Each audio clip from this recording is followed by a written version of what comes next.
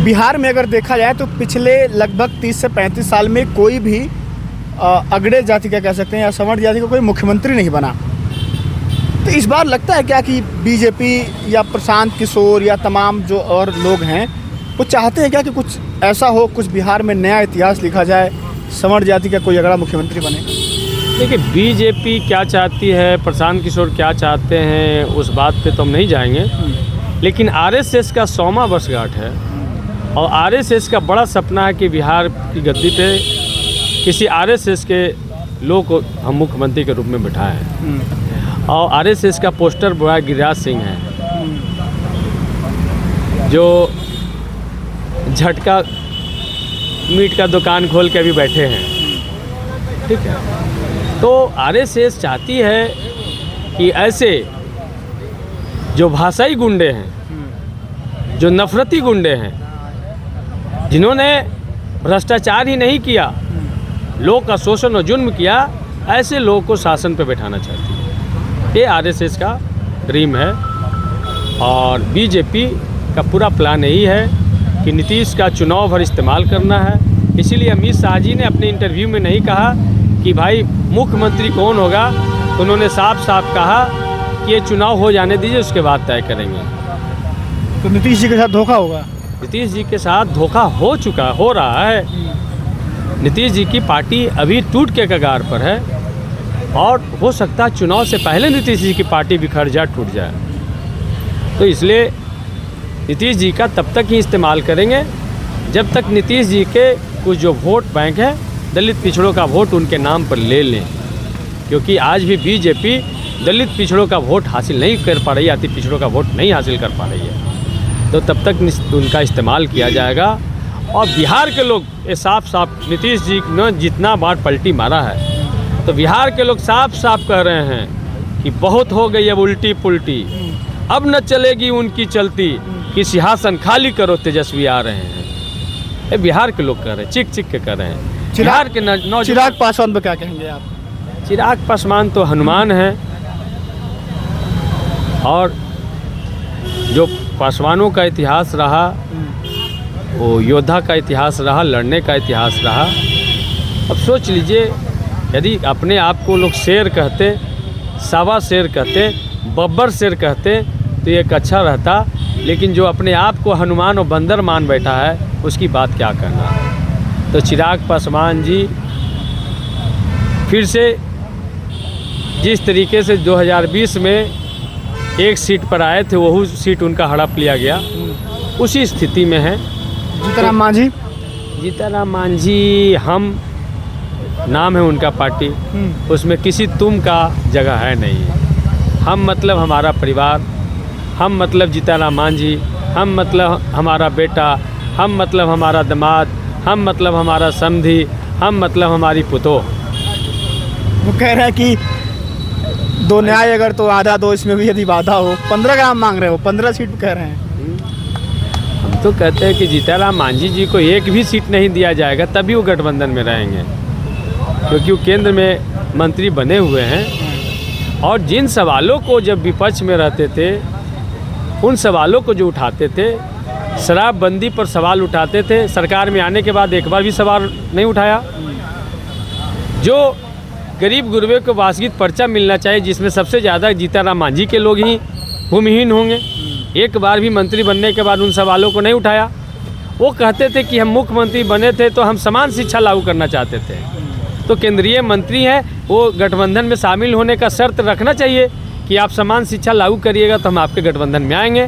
तो जीतनराम मांझी अपने परिवार को, अपने और बेटा को, अपनी छोटी बहू को या अपनी बेटी को सेटल करना चाहते हैं। इससे ज़्यादा दलितों की उनकी कोई चिंता, रुचि नहीं है, बस अपने लोग को सेटल करना चाहते हैं। अच्छा, पिछले चुनाव में आपने उनके दामाद को हराया था, इस बार क्या लगता है कि टिकट को लेकर के आप कितने आश्वस्त हैं, ये बताइए। देखिए, मुझे पार्टी पे नेतृत्व पे भरोसा है। हमने 5 साल अपने क्षेत्र में काम किया है, सड़क से लेकर सदन तक हमने संघर्ष किया है।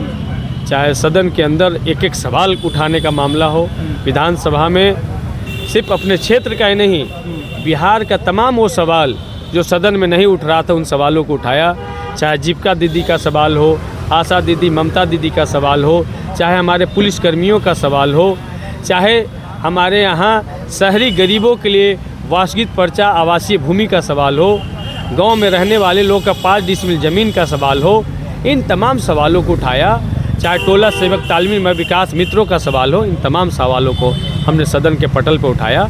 और अपने क्षेत्र के में चाहे बराबर पर्यटक स्थल का मामला हो, जहाँ पे आप देख रहे हैं कि तेजस्वी यादव जी जब डिप्टी सीएम बने और पर्यटक मंत्री भी उनके पास में था, तो उन्हें ले जा कर के बराबर में रोपवे का शिलान्यास करवाया। अब रोपवे बन के लगभग तैयार है।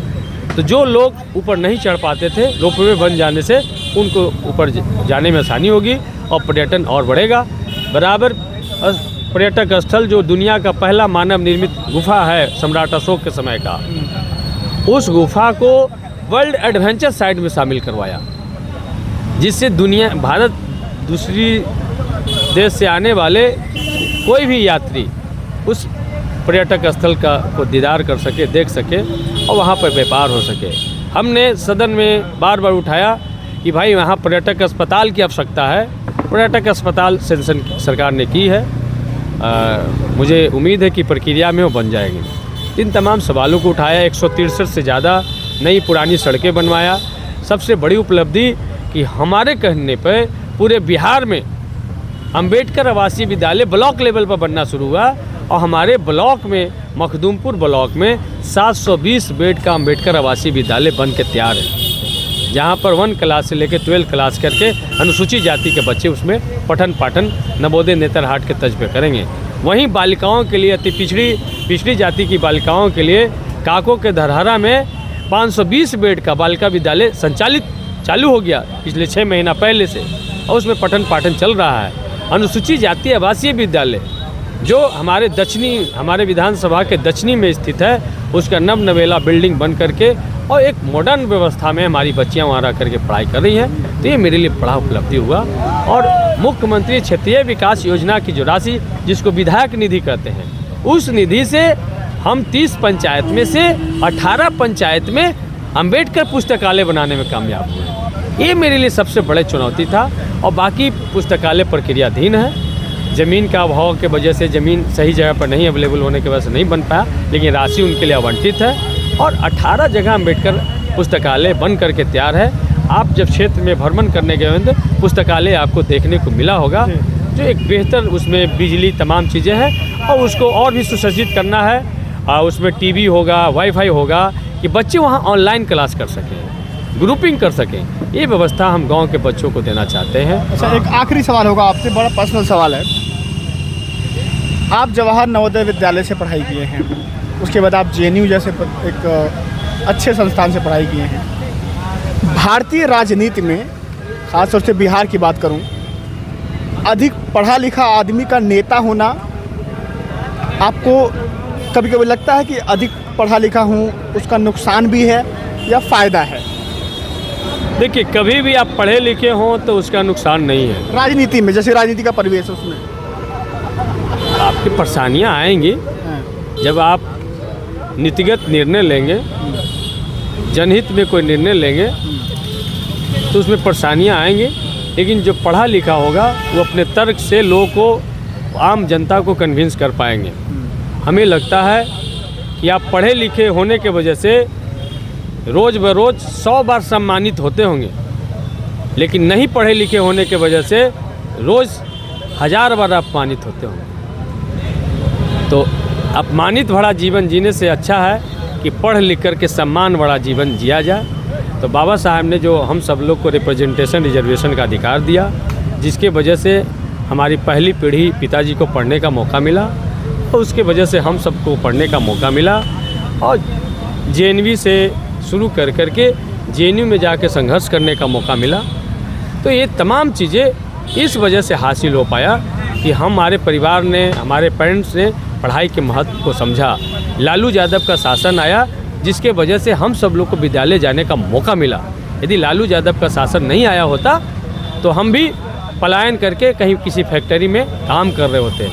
तो लालू यादव का एक समय आया तो हमारे जैसा लाखों नौजवान बिहार में पढ़ लिख करके सम्मान भरा जीवन जी रहे हैं। और मुझे लगता है कि लोकतंत्र में आप पढ़ा लिखा हो या ना हो, बुनियादी लोकतंत्र की समझ होनी चाहिए, न्यायिक चरित्र होना चाहिए और निर्णय लेने की क्षमता होना चाहिए, सही गलत की पहचान होनी चाहिए। ये ज़्यादा महत्वपूर्ण है। और मुझे परेशानियाँ हुई, लेकिन हमारे लोगों ने, हमारे जनता ने, हमारे कार्यकर्ताओं ने बाद में जब समझा, तो आज दूसरे विधानसभा में भी सवाल उठ रहे हैं कि जब सतीश दास अपने यहाँ पुस्तकालय डॉक्टर भीमराव अंबेडकर पुस्तकालय बना सकते हैं तो हमारे विधानसभा में क्यों नहीं बन सकता है। तो मैंने एक रास्ता दिखाया है। जब हम विधायक बन के गए तो बच्चियों का जो हाई स्कूल था, उन स्कूल में पहली बार हमने सैनिटरी पैड वेंडिंग मशीन लगाया। तो लोग कह रहे थे कि क्या किया ये क्या कर रहा है विधायक, कि भाई आप 2 रुपया का सिक्का डालिए, आपको एक स्वस्थ पैड मिल जाएगा। ये मशीन मैंने जब लगवाना शुरू किया, बाद में बिहार सरकार ने उसको अडॉप्ट किया और पूरे बिहार के बालिका विद्यालय में लगाया जा रहा है। हमने जब पुस्तकालय अपने विधानसभा बनाना शुरू किया, तो बाद में जब तेजस्वी यादव जी डिप्टी सीएम थे, उन्होंने घोषणा किया कि हर एक पंचायत में सरकार पुस्तकालय बनाएगी। तो मुझे फ़ख्र है कि हमने जिन पॉलिसी को लागू किया अपने विधानसभा में, वो पॉलिसी बिहार की पॉलिसी बनी। और लाख परेशानी आए, बाबा साहब को बहुत परेशानी आया था, लालू यादव से ज़्यादा कौन परेशानी झेला, तो हम सब लोग तो उनके शिष्य हैं। सभी परेशानी को लालू यादव जैसे झेले हैं, हम सब लोग झेलेंगे। और बाकी टिकट का जहां आप सवाल ने कहा, तो हमने काम किया है। सदन में भी आप देखें कि जब पुलिस अमेंडमेंट एक्ट आया तो सबसे ज़्यादा हमें मार पड़ी। मेरे 2 रिब्स तोड़े गए, मेरे छाती पे बूट का छाप 6 दिन तक के नहीं मिटा था, मेरे सर फाड़े गए, मेरा ऑक्सीजन लेवल 63 था। ऐसे कंडीशन में यहाँ से रेफ़र कर के हमें तेजस्वी जी के सहयोग से दिल्ली भेजा गया और हमारी जान बची। तो सदन में भी मैंने संघर्ष किया, हमारी खून सदन के अंदर बहा है। तो हमें लगता है इस लोकतंत्र को मजबूत करने के लिए, बिहार के स्वाभिमान के लिए, अपनी पार्टी की नीति और सिद्धांत को, लालू यादव की विचारधारा को स्थापित करने के लिए खून तो मामूली चीज़ है, जान भी चली जाए तो कोई बात नहीं है, टिकट तो एक छोटी चीज़ है। लेकिन लालू यादव जी ने, हमारे मखदूमपुर की जनता ने जो हमें सम्मान दिया है, इस सम्मान को हम अपने पूरे परिवार की कुर्बानी दे करके भी नहीं वसूल कर सकते हैं। तो मखदूमपुर की जनता को भी सैल्यूट, अपने नेता को भी सैल्यूट। बाकी हमारा 5 साल का रिपोर्ट कार्ड, जनता का फीडबैक यदि मेरे पक्ष में हो तो हमें कंटिन्यू होना चाहिए। यदि लगता है कि हमसे बेहतर कोई विकल्प है तो हमें कोई दिक्कत नहीं है। ठीक है। तो ये मेरे साथ मखदूमपुर के वर्तमान विधायक सतीश कुमार थे, इनसे बातचीत हुई, बड़ी लंबी बातचीत हुई, बातचीत करने में मज़ा भी आ रहा था। ये बिहार है, बिहार समाजवादियों की धरती है, ये कर्पूरी ठाकुर की धरती है, ये जेपी जयप्रकाश नारायण की धरती है, बाबू जगदेव कुशवाहा की धरती है, जो कहते थे कि पहली पीढ़ी मारी जाएगी, दूसरी पीढ़ी जेल जाएगी और तीसरी पीढ़ी जो है वो राज करेगी। वो ये भी कहते थे कि 100 में 90 शोषित हैं, शोषितों ने ललकारा है, धन धरती और राजपाट में 90 भाग हमारा है, 10 का शासन 90 पर नहीं चलेगा, नहीं चलेगा। तो ये बिहार है, क्रांतिकारियों की धरती है, समाजवादियों की धरती है। इस बार का बिहार का जो चुनाव है वो देखने वाला होगा कि बिहार में जो एक पिछड़े जाति का व्यक्ति लंबे समय तक मुख्यमंत्री के पद पर आसीन रहा, क्या बीजेपी और आरएसएस, जैसा इन्होंने बताया कि आरएसएस चाहती है कि कोई अगड़े जाति का सामंतवादी विचारधारा का, मनुवादी विचारधारा के व्यक्ति वहाँ पर बैठे। बिहार की आवाम के हाथ में है। 6 और 11 नवंबर को अपना कीमती मतदान करके वो फैसला करेगी। 14 नवंबर का नतीजे आएंगे। हमारे साथ आप जुड़ जाइएगा। आप पूरी वीडियो में आपको जो अच्छा लगा वो आप कमेंट कीजिएगा, सवाल कीजिएगा, हम आपका जवाब देंगे। अपना बहुत ध्यान रखिएगा। फिलहाल के लिए नमस्कार।